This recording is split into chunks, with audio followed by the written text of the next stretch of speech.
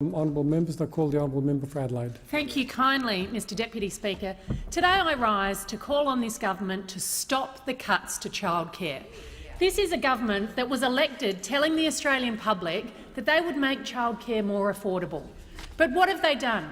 On this matter, what they've done is they have already, in just over a year, announced over $1 billion in cuts to existing programs. Now, that includes, in an unprecedented fashion, a bill which is currently before this parliament to cut the means-tested childcare benefit, which low and middle-income families right across Australia rely upon.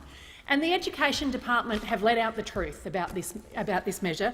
They have stated that over 500,000 low and middle-income Australian families on incomes as little as $42,000 a year will be worse off as a result of this absurd, this cruel and this heartless measure from those opposite. No government has ever tried to cut the means-tested childcare benefit before, and it is not just members on this side of the House that will stand up and say that this is wrong and this must be stopped.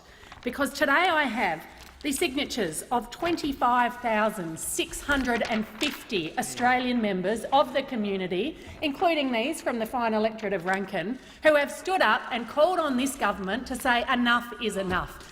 It is one thing to break your promise. It is another thing for this cruel and heartless attack on the families that can least afford it. Order.